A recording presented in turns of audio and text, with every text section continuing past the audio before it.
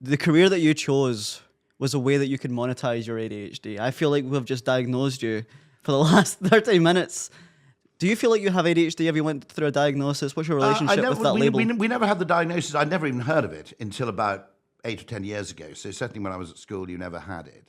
I am wary about the medication of it because it strikes me as something which, by the way, I mean, this is not to say that it's necessarily easy to have it as an individual, but there's a very, very good academic whose name, I can't remember her name, but I should remember it, who I think is at King's College London, who makes the interesting case that a lot of these spectrum disorders are not disorders in a social species.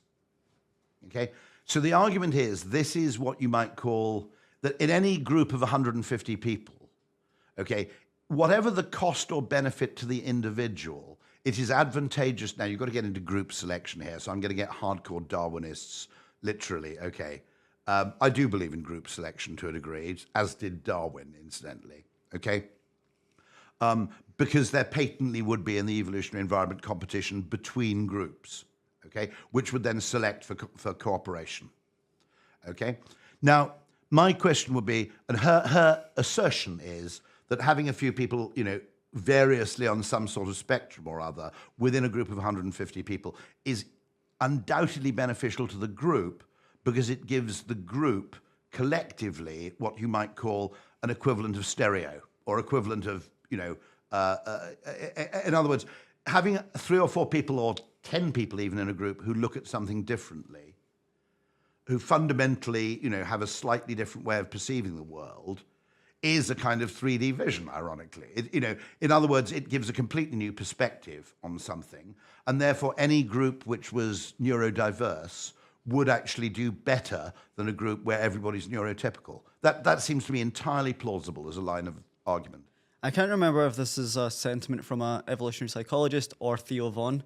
I mean, there's a big gap in gain between both of those people, but I'm sure I heard somewhere that those with ADHD... By the way, that's why we should cherish comedians and indulge them, because they are, you know, along with other artistic and creative types, within reason, they contribute effectively to our collective vision of the world. I think what I heard was that those with ADHD were typically on lookout for our tribe from an evolutionary point of view because they were easily distracted by oncoming threat. And actually, within our own brains, if you follow Ian McGilchrist, have you ever interviewed your fellow Scot, Ian McGilchrist? I'm in contact with him, but he's not come on yet. Right, I will nudge him. He's a wonderful man, and it's an idea that once absorbed fundamentally changes the way you look at the world, which is even within our own brains, there is what you might call one hemisphere dedicated to narrow vision and one devoted to broad. Okay, one is asking what is and the other is asking what if to an extent.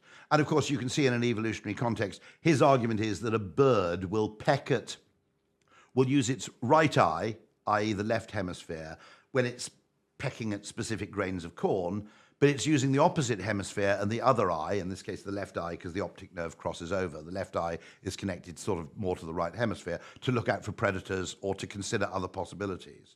And you even see, by the way, this same duality in algorithm design, where there's a thing called the explore-exploit trade-off. There's a famous one sexistly called the secretary problem. In other words, what part of your available resources do you spend in search and evaluation, and what part do you spend in exploiting what you already know?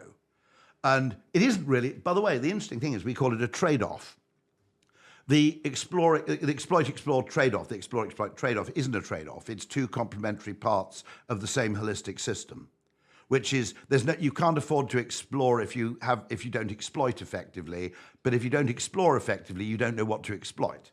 So the idea that there's a trade-off, I think, reflects a Western, probably left hemisphere mindset, which, you know, you might argue that Eastern religions with things like yin and yang and the union of opposites and so forth might have a better grasp of the fact that this should be looked at as a whole beneficial system, not as an unfortunate trade-off.